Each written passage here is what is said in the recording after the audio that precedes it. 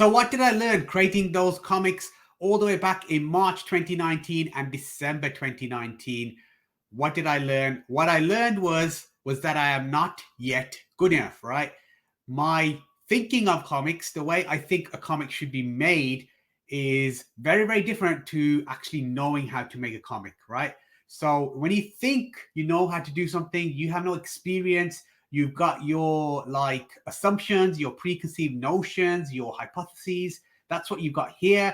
And then when you go and actually create the thing, then you realize you test your assumptions, you test your hypotheses, and then you realize that most of the things that you thought what the comic is actually wrong. And that's very important. So the difference obviously is when you know how to do something, you've got experience, you know how to do something, you have got experience, you've gone through, you've got the knowledge, right? You've got the experience, you've got the reps in. That's the difference between thinking how to do something and knowing how to do something, right? So obviously, I thought this is how you make a comic, and I was wrong. So what do I do now, right? It's very clear that I don't yet know how to create a comic from March 2019 to December 2019. It's very clear in those reviews that I've done. So what do I do? Well, there's two things I can do, really. Number one thing I can do, right, which most people choose, unfortunately, is they quit. They can quit if they want to.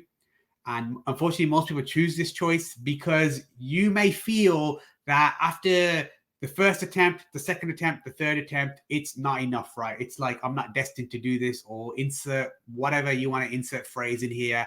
And you feel like it's not for you. And that's wrong, right? Because if you, as you can see, I've had 6 attempts there at doing the comics there. And with each attempt, I got slightly better, but I also kept making the same mistakes as well, similar mistakes from the previous comics that I did. So you can see there's a little bit of progress in each of them, very, very small.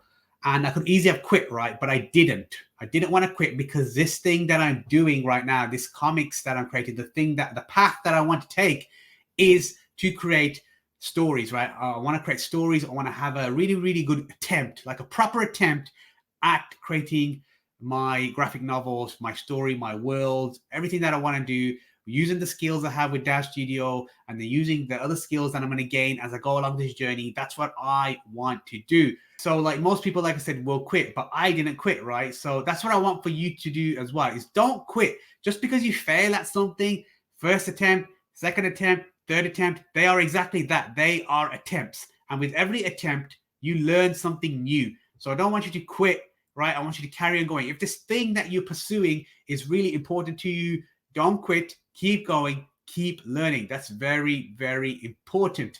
And I didn't quit, right? I went and created Tiger Dragon the Rebirth, and now I'm creating Tiger Dragon Consequences, and now I'm creating book 2, right? So I'm carrying on. I didn't quit. I keep moving forward. Now, obviously, the second thing you can do is, because you know you're not yet good enough, this is the path that I took.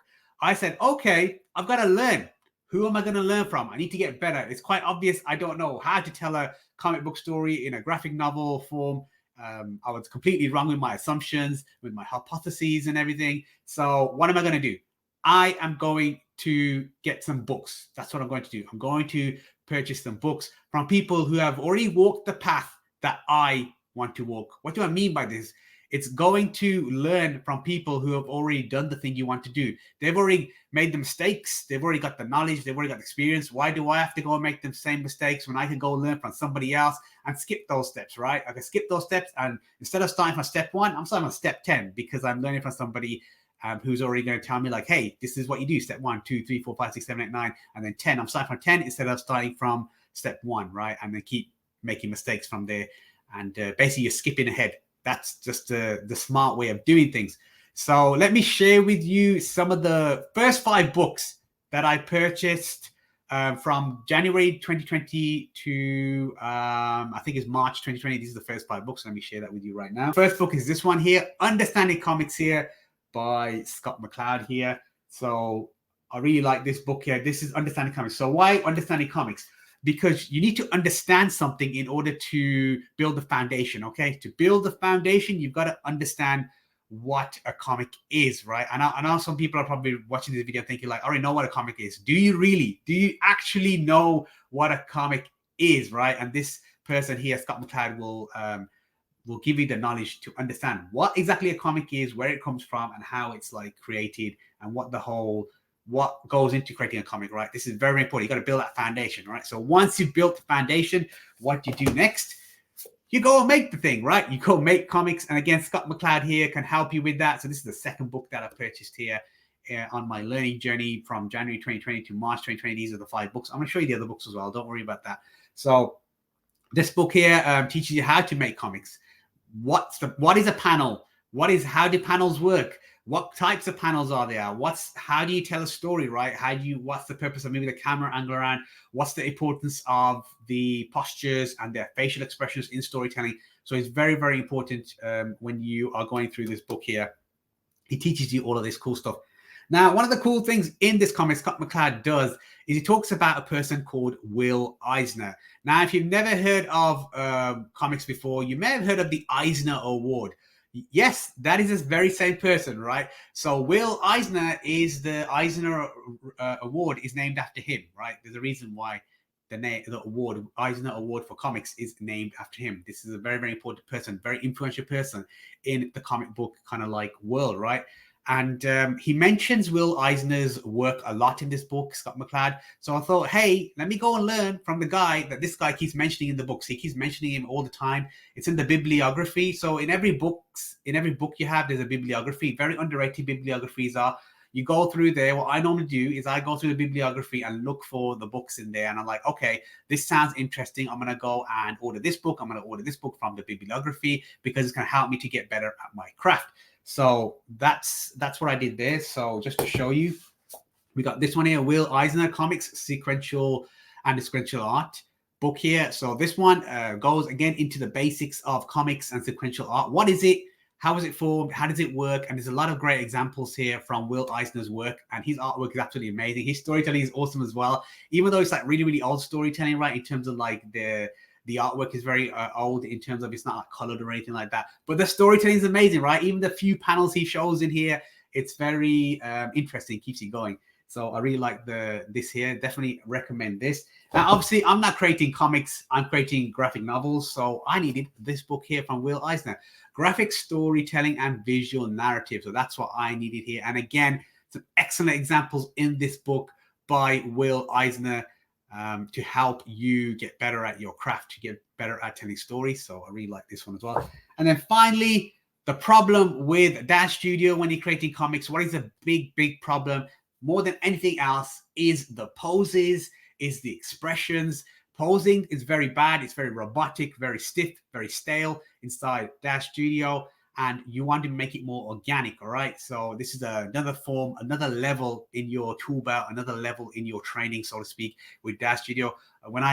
You saw the comics in those reviews, right? In the 6 comics that I did, those comics were, the posing in there for those characters were very bad, very robotic. They weren't, I didn't understand human anatomy, how it works, right? You know, when you move your arms and legs, how does it work, right? So you need to understand that. This is the basics. This is what every actual animator and actual person drawing, when they're actually learning how to draw a specific pose here, that's what they learn. And this is what we need to learn as well to get better at our crafts. We can't just assume like, hey, we've got this beautifully rendered artwork here that's going to be absolutely amazing. No. You've got to think about the pose as well and the expression, because it adds to that, right? It adds to the story you're trying to tell in this particular artwork. In our case, telling stories with in the graphic novel form. So it's this one here, Will Eisner. I'm going to just put here, Will Eisner, Expressive Anatomy for Comics and Narrative, right? Very, very important. Expressive anatomy is the game, right? When it comes to storytelling, how is your reader going to understand how your character, your protagonist is feeling if they can't see on their face, if they can't see the fear on their face, if they can't see the happiness, the joy right on their face? How can they feel that empathy, that emotion from the character and connect with them? And again, the posture as well. So if you have a look at here on the cover here, look at the posture of this character. This tells you a lot more. There's no words, right? There's no words on this particular, there's no word balloons or anything.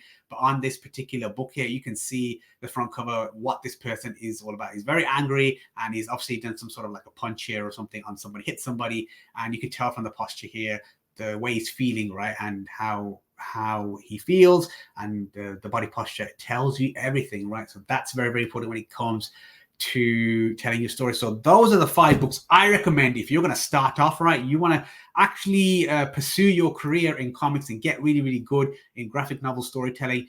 Got to go check out those 5. They're going to create the foundation, the base for you, and then you can build from there like I did. Now, I'm also going to share with you right now the other books that I read. So from January 2020 to December 2023, I've read a lot more books than what I'm showing you here. These are the books here, as you can see over here. So we've got the Understanding Comics here and everything at the bottom here.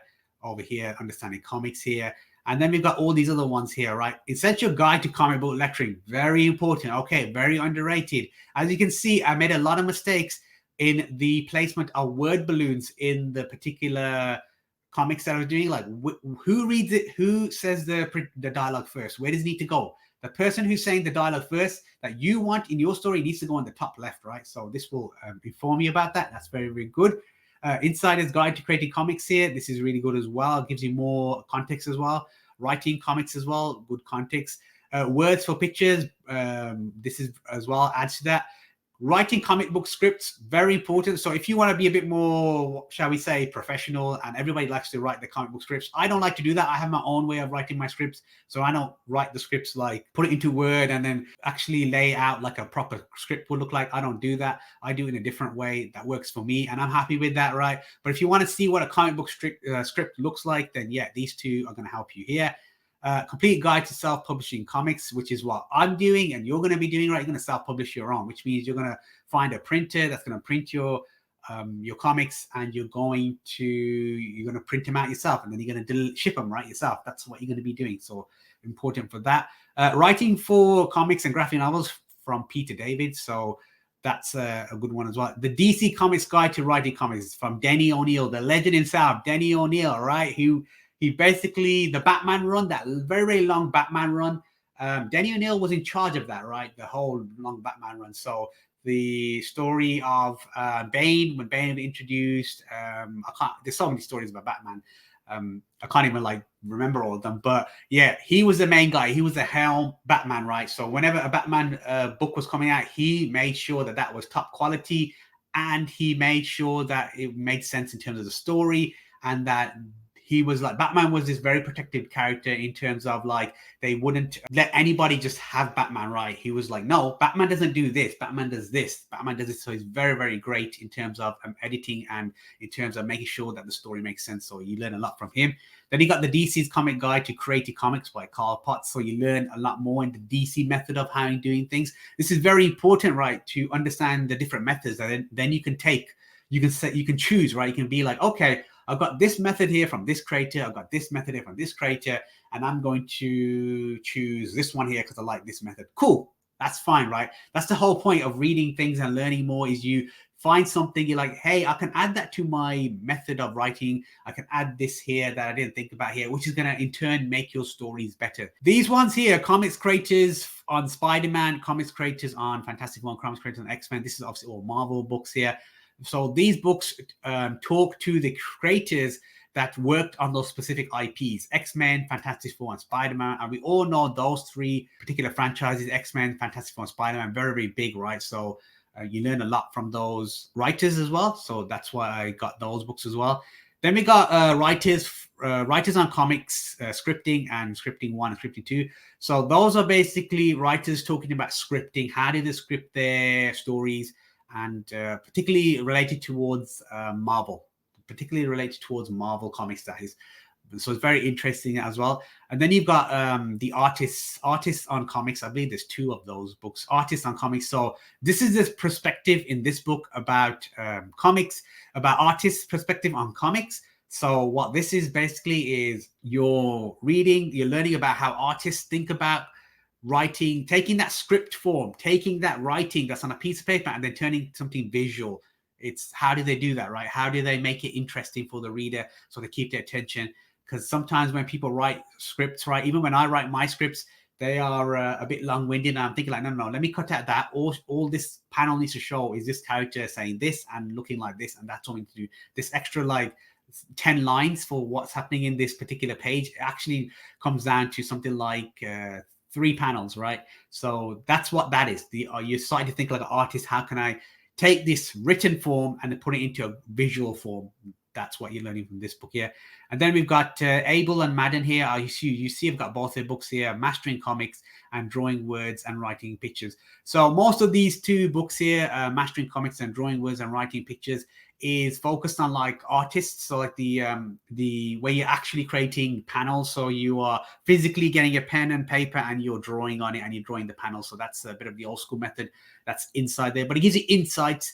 And it gives you, like, you appreciate the past, right? The people that came before you and had to do that, where they got the panels, they got the boards, and they had to draw them out, and they had to draw each thing, and then they had to ink it, and all this process that they do. So you have an appreciation for it, and that's good. When you appreciate something, then it appreciates, right? That's very, very good. So that's some of that. There's quite a majority of that is in the book, but the Mastering Comics one talks more about comics and the different methods in terms of how a story starts, the inciting incident, the plot point 1, plot point 2. I mean, I'm putting out these things in my head here.